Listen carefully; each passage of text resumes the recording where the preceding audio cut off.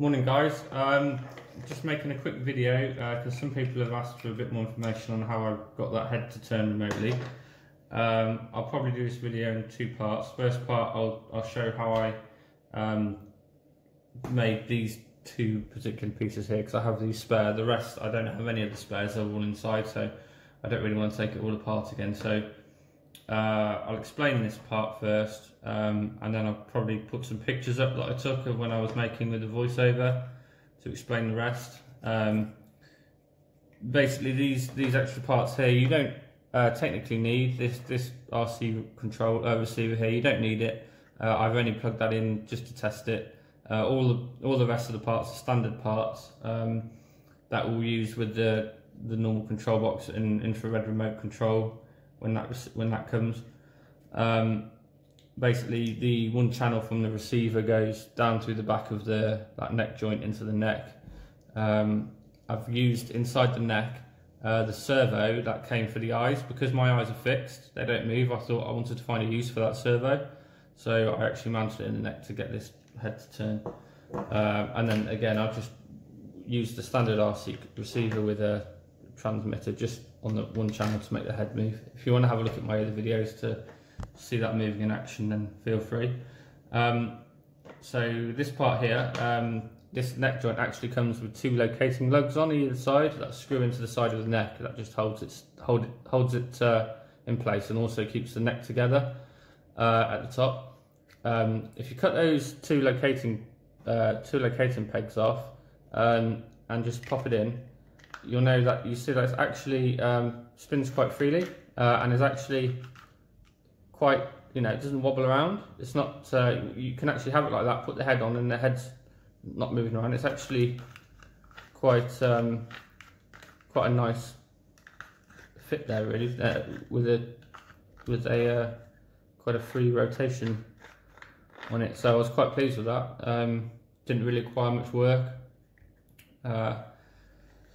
So that's that. So, I mean, yeah, I'll put the pictures up, I'll put a voiceover, and you can see this piece I've actually cut a hole in the top. Not a very neat hole. Again, I was using this just as a test, and that wire, I'll show you. That what I see, I'll put the servo around about here. And then the wire from the servo runs up the inside of that, out that hole, and out the top there into the receiver. I'll put some pictures up now and try and give a little explanation on each one of what I did. Thanks for watching. Okay, I'm back, and this picture shows the servo glued on top of some little plastic squares, just to space it out roughly in position. Then this again shows the little plastic bits. I think that picture has the epoxy on as well, so once it's in position you apply the epoxy glue all around it, which is basically what holds it secure, stops it coming off or rotating when the head is moving. Drilled a 1mm hole through the little plastic gear on the top of the servo. This is for an anchor, so here we see a 6mm bit of brass tube that I bought from B&Q with a 1mm pin, which is actually a snipped off drill bit, and there you can see the brass tube on top of the servo held in place with that pin that goes through that hole at the top.